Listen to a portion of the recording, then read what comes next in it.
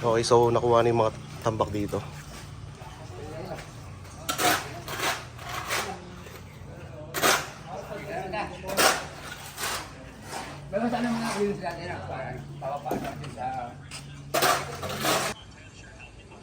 Okay, day 35.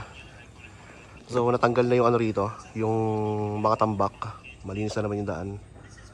Para ma-flooringan na yun yung sa baba. Tapos mayroon na rin atang takip yung ano, yung septic tank. Okay, silipin natin.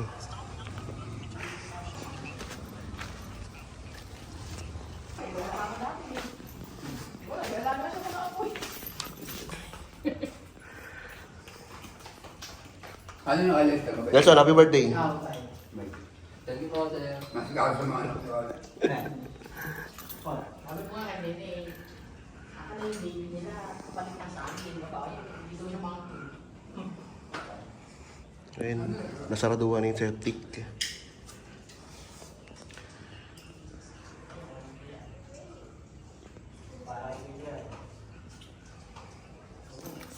damalating din yan. Nakakatapos na eh.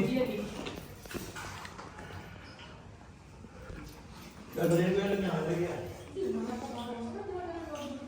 Buti. Okay.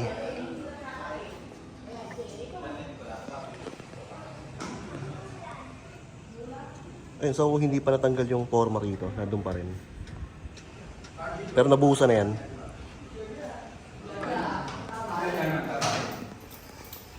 Oops, tapos ito, okay na, nasaraduhan na.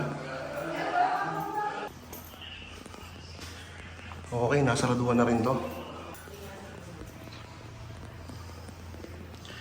So hindi ko na pala makisisilip yung sa may master's bedroom.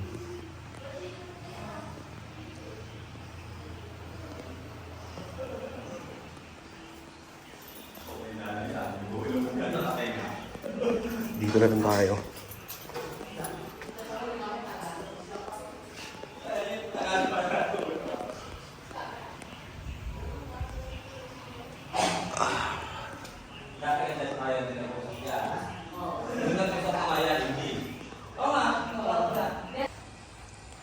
Okay. So, ang putik dito. Bukas dadalhin ko yung pressure washer. Meron ako sa bahay eh. Para wash out tong ano, putik eh.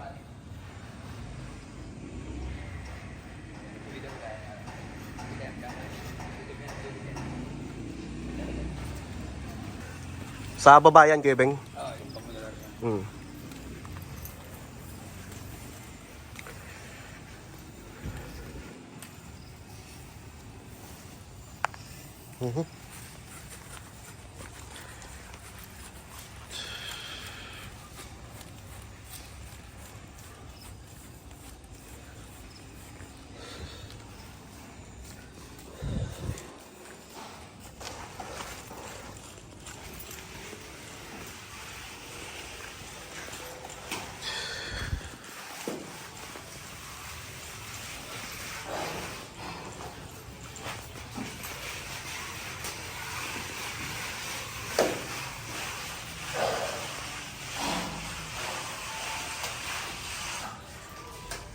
Oo, natambak na nga, no? Yung gilid.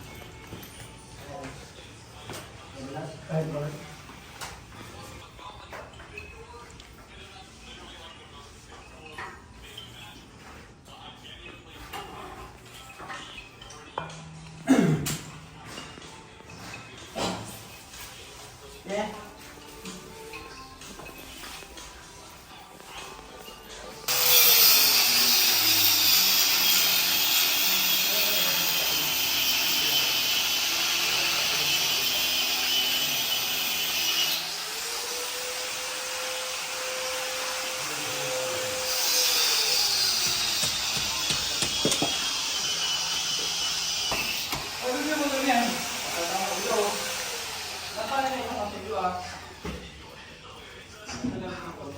Bukas ba ang flooring, Kuya Beng? Bukas? Bukas ang flooring? So, po-flooringan daw to bukas. Hanggang dito lang. Ha?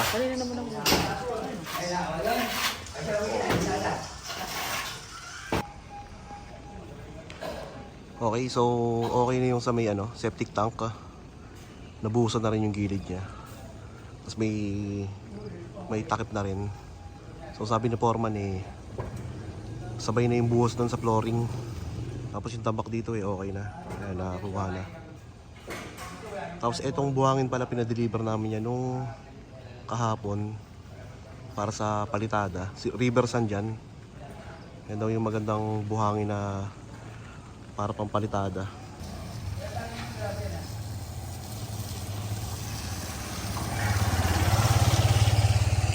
Okay, so that's it for day 35.